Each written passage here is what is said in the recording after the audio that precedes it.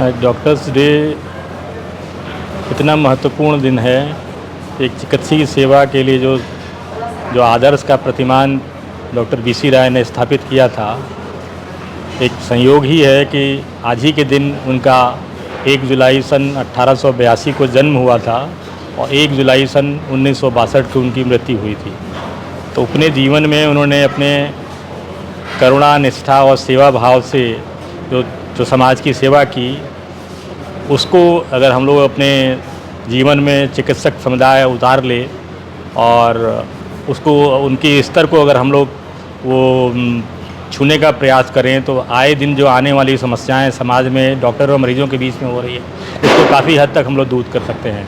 और सच्चे अर्थों में आज ये डॉक्टर्स डे की सच्ची श्रद्धांजलि यही होगी कि हम सब लोग उनके जीवन के आदर्शों को अपने जीवन में उतारने का प्रयास करें। यही चीज़ यही। क्या लगता है डॉक्टर साहब, आजकल डॉक्टर्स के सामने किस प्रकार की चुनौतियाँ ज़्यादा हैं, किन चीज़ों में सुधार करना चाहिए? आजकल डॉक्टर्स के बारे में जो जैसे हम लोग पुराने ज़माने के डॉक्टर्स हैं, तो उस ज़माने में बहुत गिने चुने मेडिकल कॉलेज हुआ करते थे और सिर्फ एक ही एग्ज़ाम होता था CPMT, इसको combined pre medical education test कहा जाता था।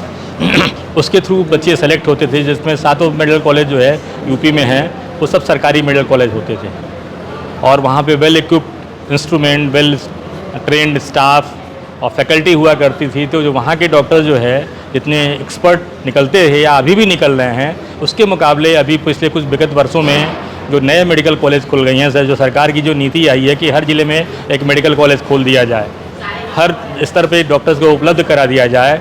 लेकिन पता नहीं ये नीति क्यों बनाई गई है। जो हम लोग के ज़माने में सिर्फ या तो महाराष्ट्र में या कर्नाटका में 2 ही जगह सिर्फ प्राइवेट मेडिकल कॉलेज हुआ करते थे।